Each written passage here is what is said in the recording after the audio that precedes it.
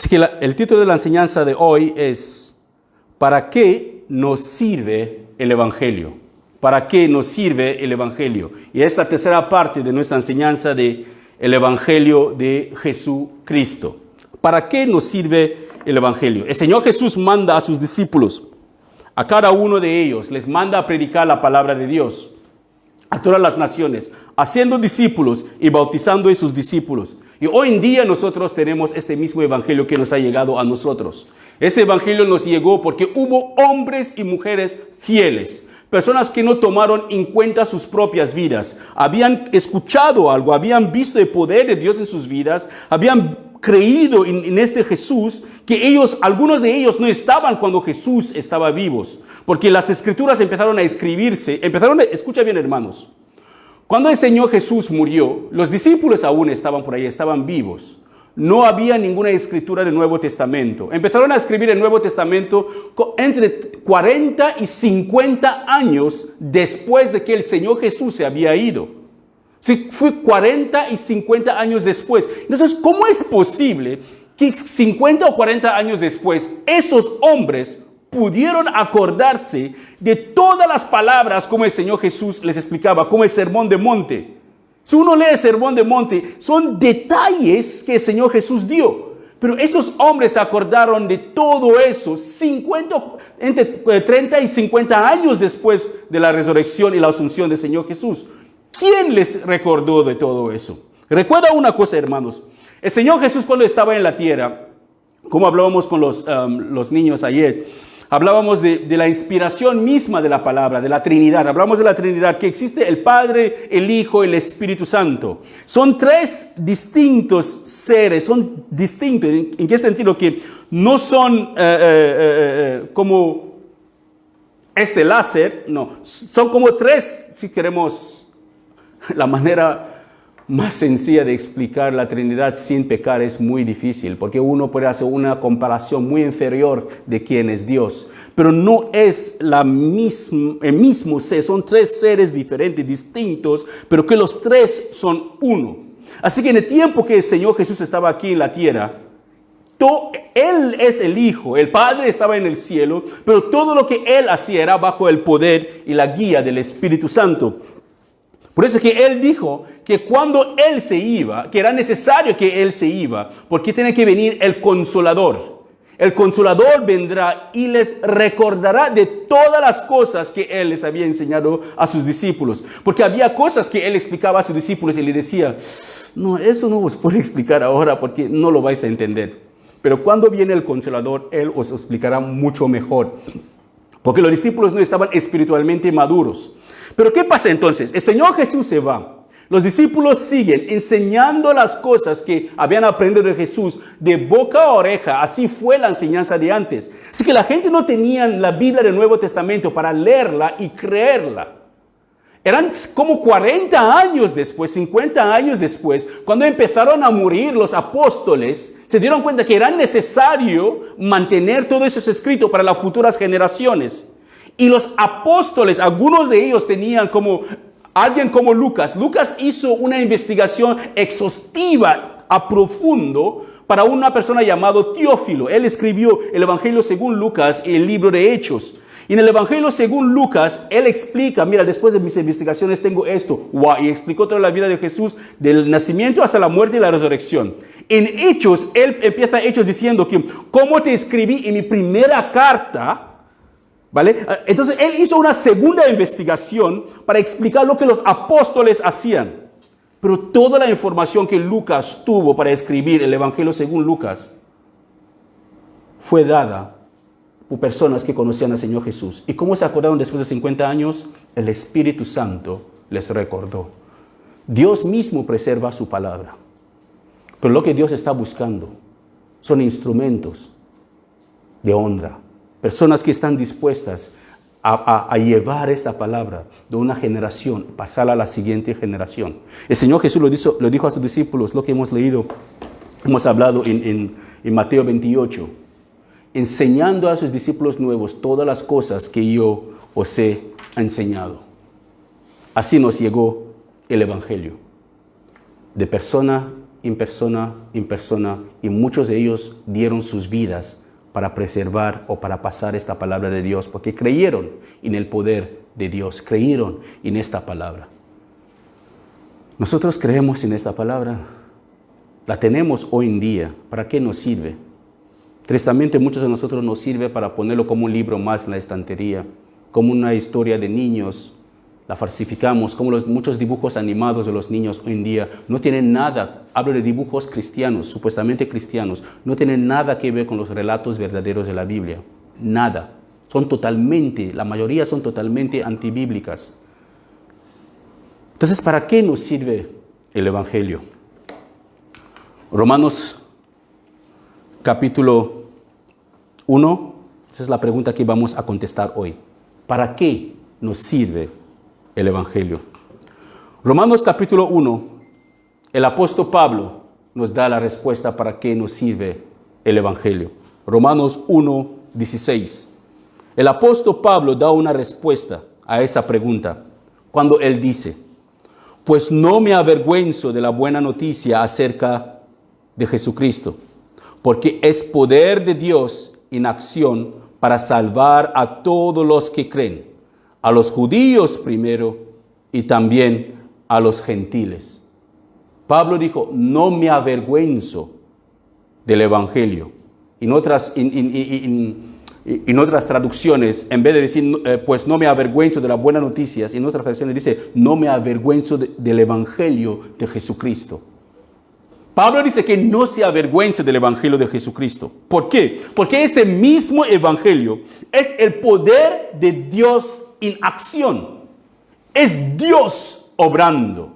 ¿Qué quiere decir? Que lo que nosotros tenemos aquí, esas buenas nuevas que tenemos aquí, es Dios obrando aún. Dios no ha terminado de obrar. Por eso que la palabra dice que la palabra de Dios es viva y eficaz. Es poderosa, es viva y poderosa, y transforma nuestras vidas, discierne nuestros pensamientos más ocultos. Así que si yo paso tiempo estudiando ese libro, es imposible que en mi vida no haya cambios. Es completamente imposible.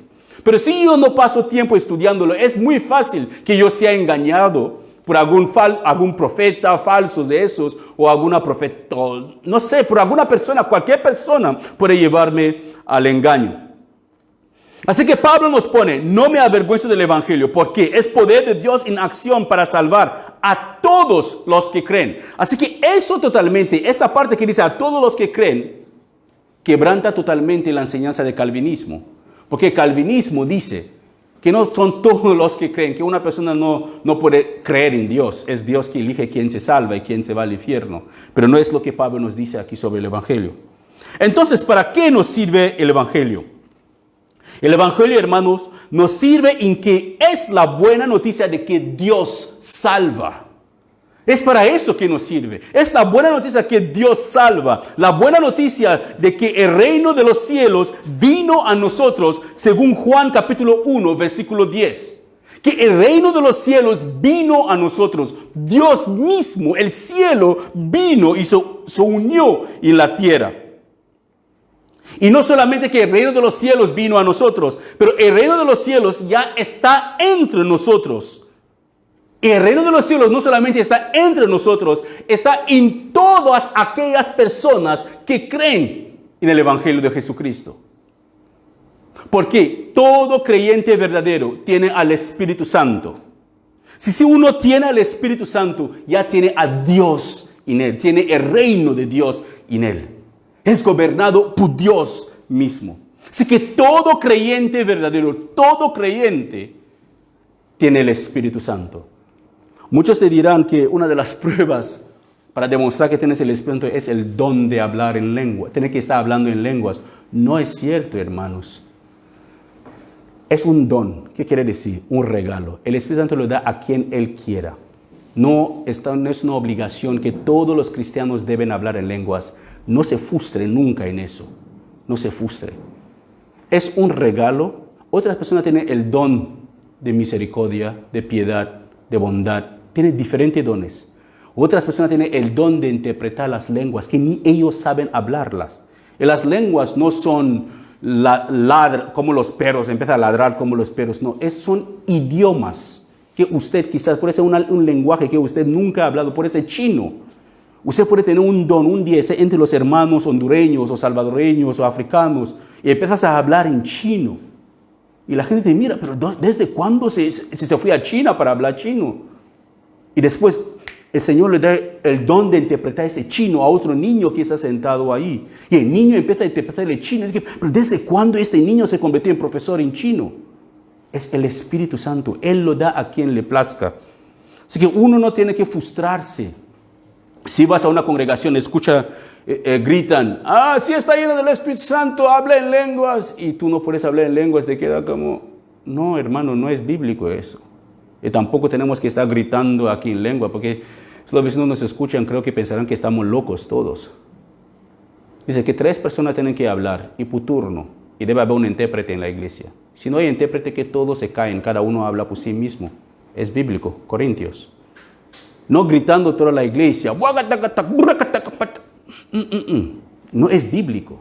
Así que nosotros tenemos que asegurarnos que hacemos las cosas conforme a la Biblia, no conforme a la manera que los hombres nos guían o como otras personas nos pueden guiar. Es como el Señor mismo nos guía. Así que, ¿para qué nos sirve el Evangelio? El Evangelio nos sirve en que Dios está dispuesto a perdonar. Nos enseña que Dios está dispuesto a perdonar nuestros pecados. Porque sin el Evangelio no podemos saber que Dios está dispuesto a perdonar nuestros pecados. Que no podemos pagar por nuestros pecados nosotros mismos. Es imposible que yo pague por mis pecados. Es que no hay justicia en mí. Mi justicia personal no es lo suficiente bueno para que Dios acepte como pago por mis pecados. Sino que Dios mismo ha pagado por nuestros pecados con la vida de su propio Hijo. El Evangelio nos enseña o nos sirve en que nos informa que no solo, escucha bien hermanos, el Evangelio nos informa que no solo debemos cambiar nuestra forma de vida, no es suficiente solamente cambiar nuestra forma de vida, sino debemos renunciar o abandonar la vida pecaminosa antes de ser parte del reino de los cielos. Es el reino de los cielos, es el reino de Dios. Tiene un rey, tiene súbditos, y todos aquellos que forman parte de ese reino son súbditos de ese reino. Y ese reino tiene sus normas, tiene sus leyes, que cualquier persona que quiere formar parte del reino de Dios tiene que andar conforme a los principios del reino de Dios. ¿Qué quiere decir? Que yo no puedo entrar en el reino de Dios con la mentalidad del reino del mundo. Porque no va a funcionar. Así que hay un rey que tiene sus normas y yo para formar parte de eso tengo que renunciar a mi nacionalidad mundana y adquirir la nacionalidad celestial. Porque no hay doble nacionalidad. No hay la nacionalidad celestial y la nacionalidad terrenal. No hay. Es una solamente. Así que nos enseña que nosotros no solamente tenemos que cambiar nuestra manera de vida. Un ladrón no tiene solamente que dejar de robar. Pero tiene que renunciar su rebeldía hacia Dios. Tiene que renunciar todo lo que a Dios no le agrada. Porque no puede haber salvación. Escucha bien, hermanos. No puede haber salvación sin arrepentimiento. El arrepentimiento es el principio de la salvación. No puede haber salvación si uno no se arrepiente de verdad de sus pecados.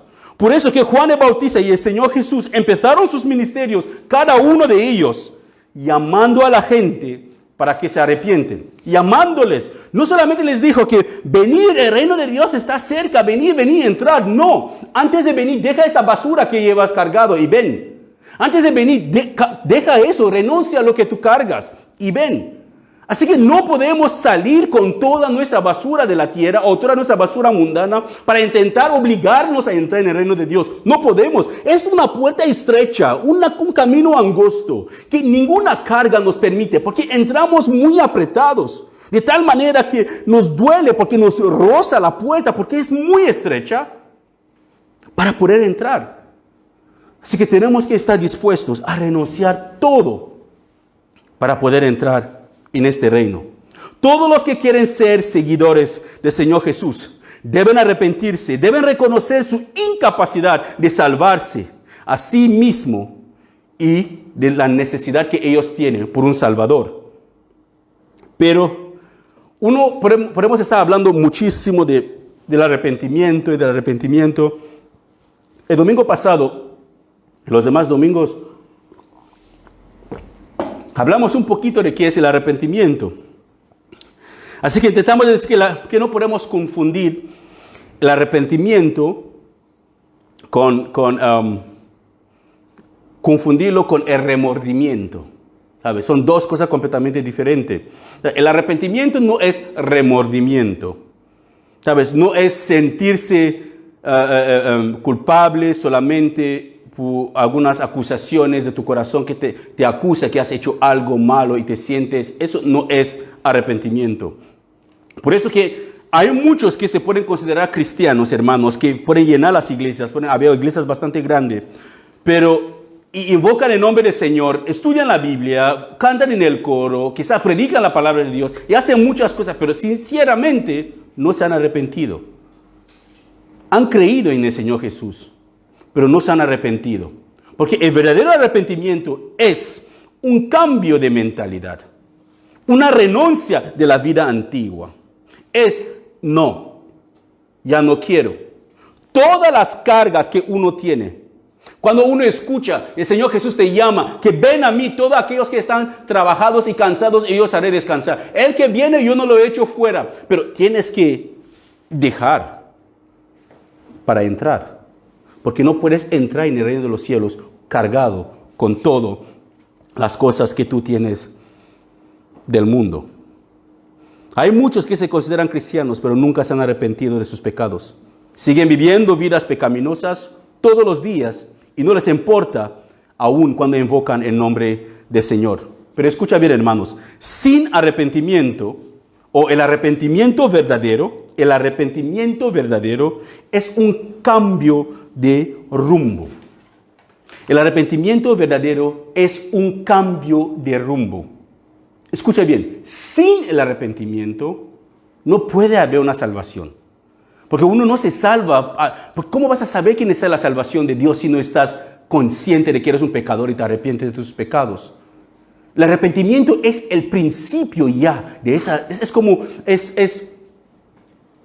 cuando nosotros ponemos nuestra fe en Cristo, cuando hemos escuchado el Evangelio y reconocemos que somos pecadores. El arrepentimiento es cambiar diciendo que vale, renuncio esta vida para tomar la siguiente.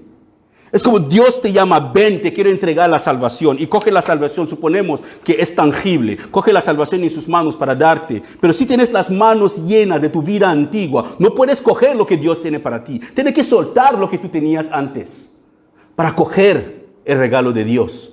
Así que el arrepentimiento en sí es un cambio de mentalidad. Es un cambio de rumbo.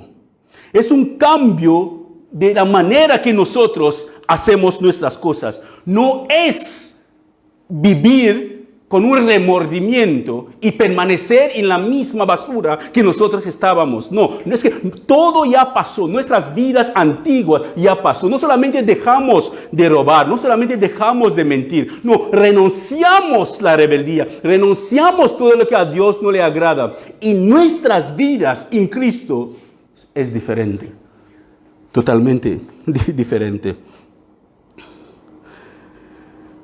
Pero, ¿qué es lo que ha pasado hoy en día? Lo que ha pasado hoy en día es que hemos redefinido el cristianismo. Lo hemos redefinido el cristianismo.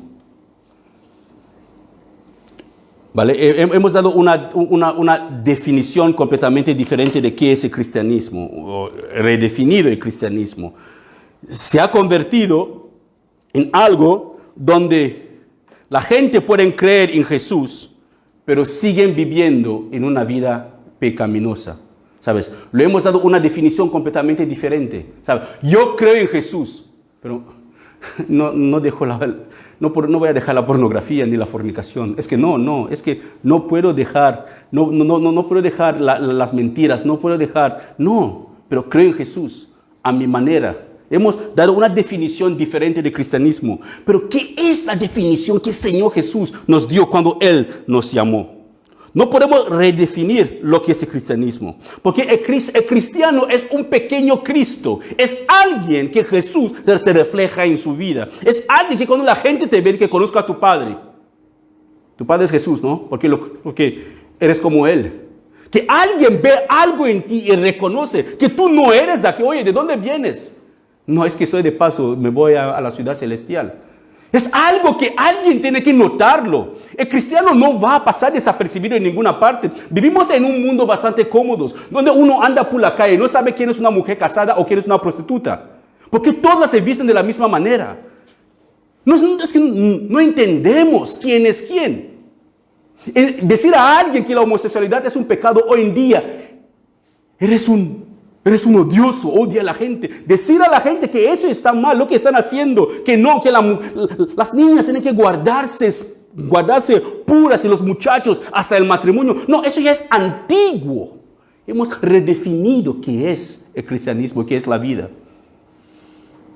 Padres cristianos permiten a sus hijos para que tengan parejas antes de casarse y hacen cosas antes de casarse.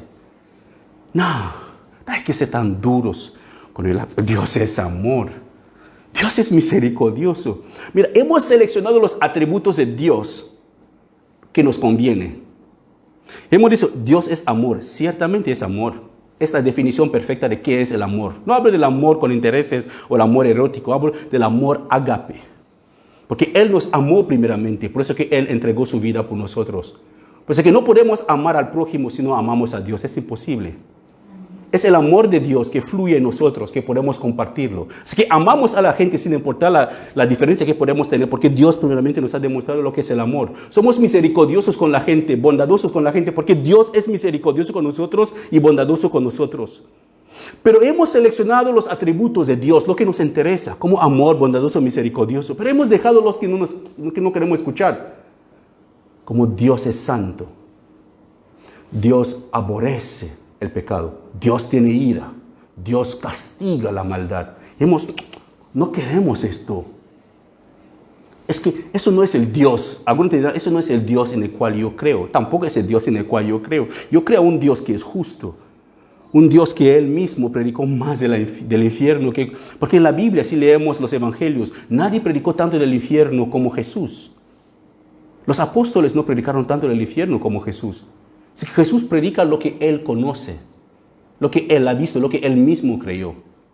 El infierno no fue creado para el hombre, fue creado para el diablo y sus demonios. Pero nosotros iremos ahí si nosotros tomamos la decisión de que queremos ir. Hemos redefinido qué es el cristianismo. Hemos quitado el sentido bíblico del cristianismo. Pero una cosa es bien clara, hermanos. Donde no hay cambios en la moralidad de la gente, donde no hay cambios en tu moralidad, no puede haber un arrepentimiento, no puede ser un arrepentimiento genuino. Un arrepentimiento genuino lleva a un cambio de moral.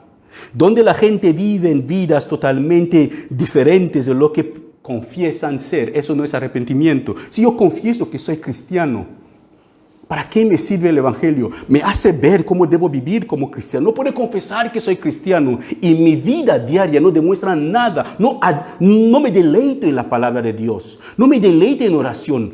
Es como una carga ir a la iglesia para ir a orar.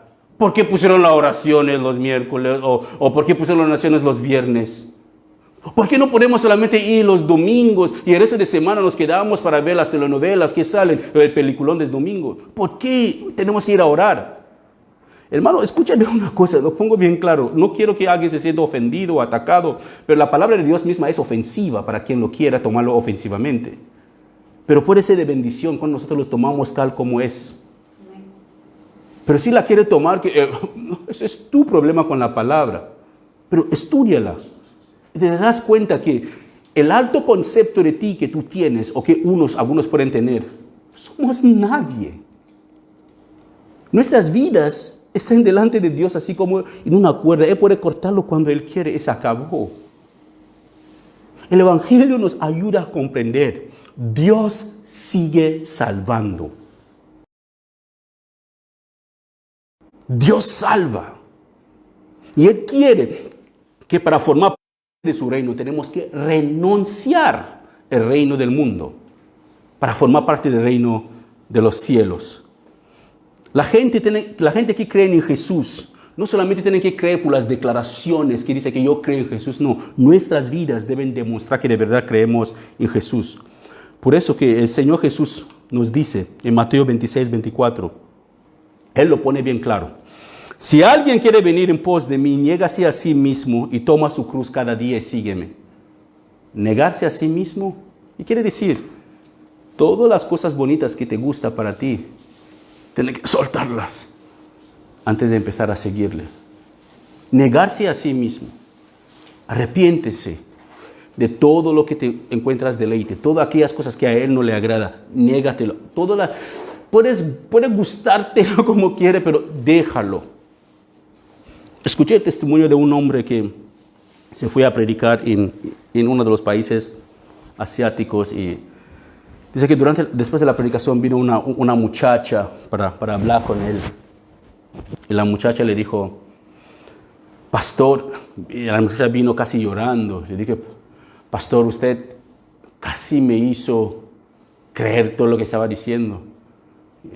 Pero para eso vine, dijo el pastor. ¿Qué pasó?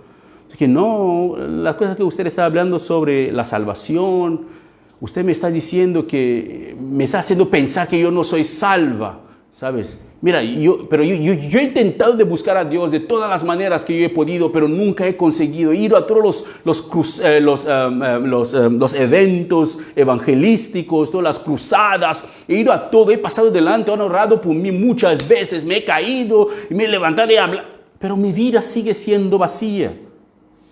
Y mientras que esta muchacha hablaba, este hombre estaba orando, pidiendo dirección al Espíritu Santo, que dame palabra de sabiduría, palabra de ciencia para esta muchacha. Cuando terminó la muchacha, y le preguntó a la muchacha, muchacha, ¿con quién vives? Él, con mi novio. Le preguntó, ¿le tratas como marido? Y que bueno, él dijo que no, casarse solamente son papeles, que él me ama, podemos vivir. Pero si él te deja hoy, ¿acaso estará quebrantando algún compromiso? No, él no me va a dejar nunca, él me ama, es que no me puede dejar. No, te pregunto, ¿acaso si él te deja ahora, acaso estará quebrantando algún compromiso? La mujer se quedó como, que pues, has estado buscando a Dios, pero cargada de otra cosa que no quieres soltar. Tienes que elegir este hombre o Jesús, pero debes poner las cosas en orden. Se fue la muchacha llorando, sobando. Ese pastor dijo que ha ido muchas veces a este país, ha dado testimonio tantas veces, ese testimonio lo ha dado tantas veces en cada predicación, para que pues, si acaso esa muchacha puede volver a contactarle, y que no ha parado de orar por ella, pero ella nunca se puso en contacto. ¿Por qué? Queremos seguir a Jesús, pero no queremos renunciar. Él lo dice, si alguno quiere venir en pos de mí, que tiene que negarse a sí mismo. Ella no quiso negarse a sí mismo. Le gustaba estar con el muchacho sin estar casado. A ella le gustaba la relación, pero Jesús lo pone bien claro. Es que es él o soy yo. Así tienen que ser las cosas.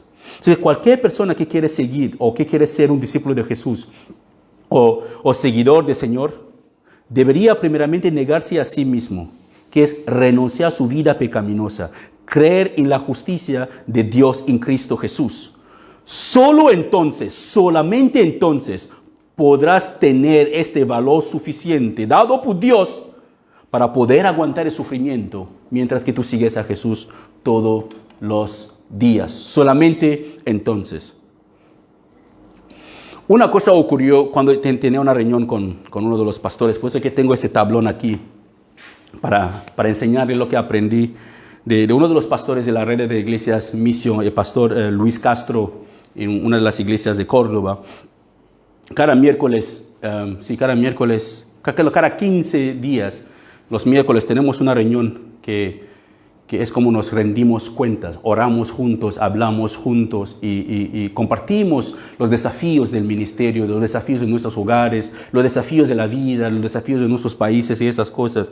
Y oramos juntos, cada uno ora por el otro. Así que estuvimos hablando de algo más de lo mismo, porque de ahí vino la idea, porque algunas de las congregaciones de Miso ya trataron ese tema del Evangelio, pero tiene otro, digamos, otro título. Así que nosotros lo hemos titulado diferente de ellos. Pero la idea aquí es que el arrepentimiento implica un cambio de mentalidad, según lo que él y yo estuvimos hablando. Estuvimos hablando de pero ¿qué es el arrepentimiento? ¿Qué es el arrepentimiento? ¿Por qué en las congregaciones tenemos personas que dicen que se han arrepentido, que son cristianos, pero les vemos una vez, otra vez y otra vez volver y lo mismo? Así que él me dijo, hermano, leí un estudio en un libro y había una representación gráfica de un árbol que representaba la vida de ser humano, un árbol con ramas y con frutos, donde los hábitos pecaminosos que las personas tienen se representaba en el árbol como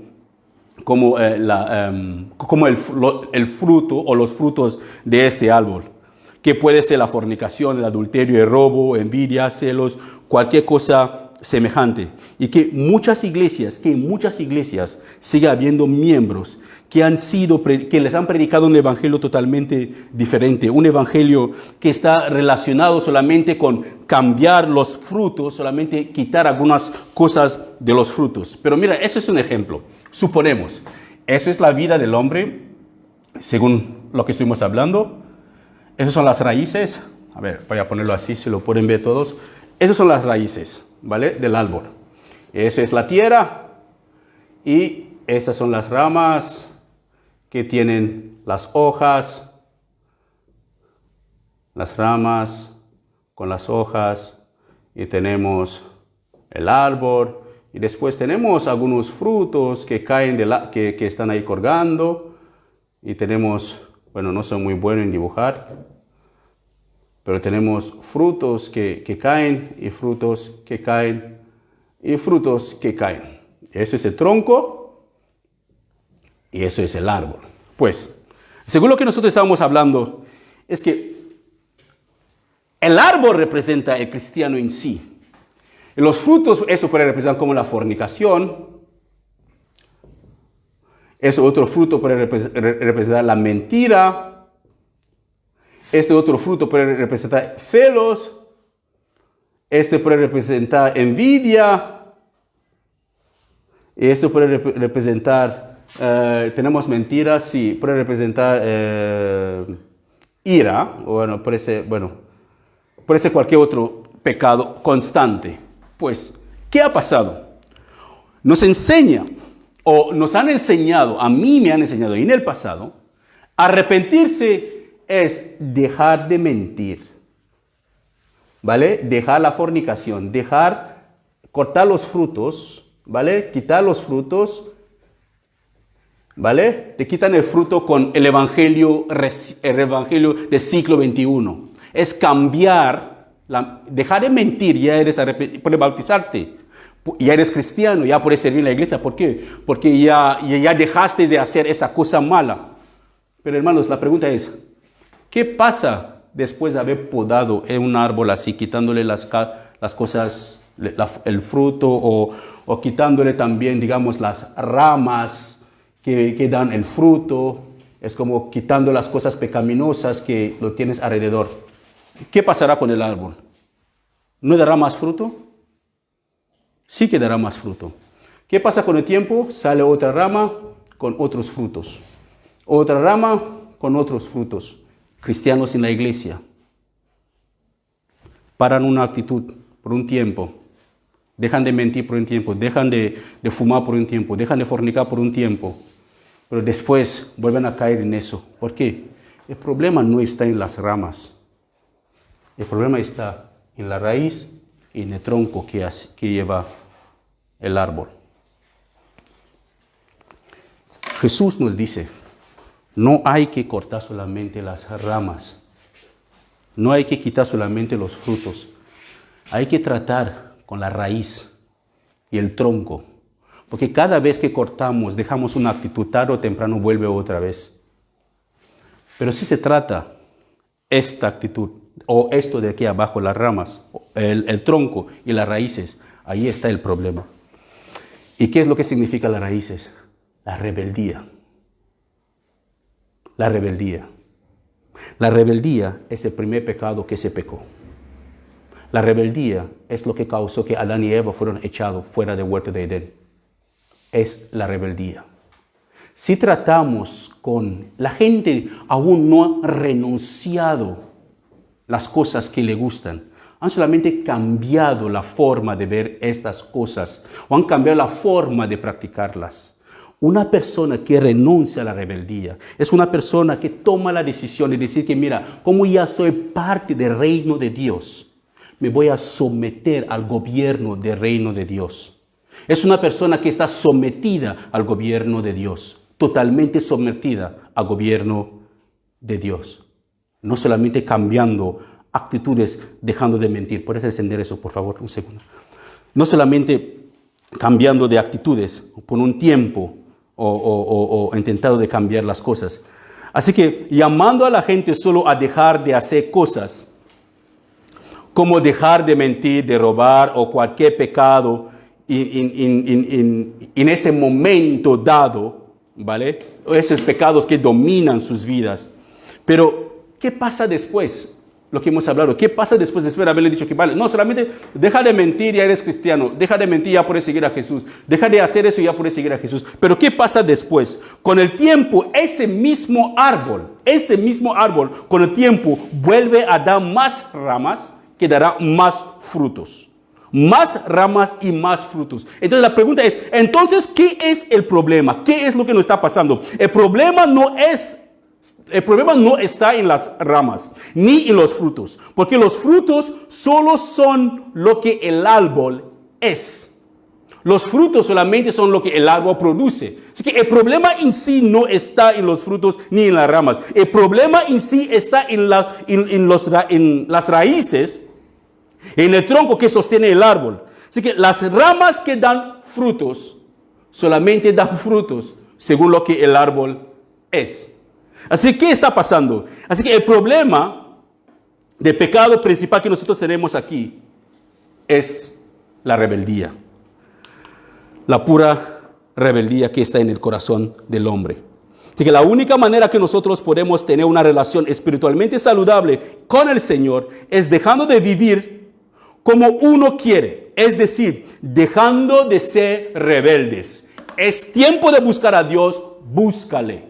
Es tiempo de dejar todo atrás para formar parte del reino de Dios. Deja todo atrás y forma parte del reino de Dios. Cortando de la raíz el principal problema es la solución más eficaz en nuestras vidas.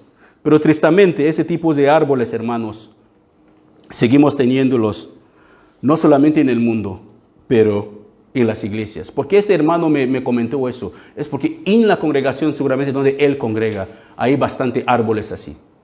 Hay árboles así que solamente lo único que se preocupan más es la manera, la mentira, dejan la mentira y piensan que ya están bien. Pero olvidan que hay algo mucho más mayor que eso. Recuerdan que el primer pecado fue la rebeldía, según Isaías 14, de 13 a 14. El diablo mismo se rebeló contra Dios y quiso ser semejante a Dios. Con eso vamos concluyendo. También la rebeldía lo podemos ver en Génesis capítulo 3. Vemos que en el huerto de Edén, Adán y Eva rebelaron contra Dios, desobedecieron el mandamiento de Dios e hicieron lo que su corazón les apetecía, comer el fruto porque querían ser semejante o igual a Dios. Así que el evangelio de Jesucristo, hermano, no es de los hombres. El evangelio que nosotros necesitamos no es el evangelio de los hombres, es el evangelio del reino de Dios, el evangelio de Jesucristo. Uno que nos enseña que nosotros, los seres humanos, nos hemos rebelado contra Dios. En todo lo que nosotros hacemos, nos hemos rebelado contra Dios. Pero la buena noticia que el evangelio nos da, la buena noticia es que Dios mismo en su eterno plano quiere restaurar su relación una vez más con nosotros. Él tomó la decisión de restaurar una vez más su relación con nosotros, retomar la tierra que el hombre había perdido y entregado a Satanás cuando Adán y Eva pecaron en el huerto de Edén. Así que una posibilidad está abierta, no solamente para algunas personas, pero hay una posibilidad abierta para todos aquellos que están dispuestos a renunciar a sus rebeldías, todos aquellos que están dispuestos a sufrir diariamente por Cristo. Por eso, en 2 de Corintios, el último pasaje que vamos a leer hoy. Por eso, en 2 de Corintios, no lo tenemos. 2 de Corintios nos enseña,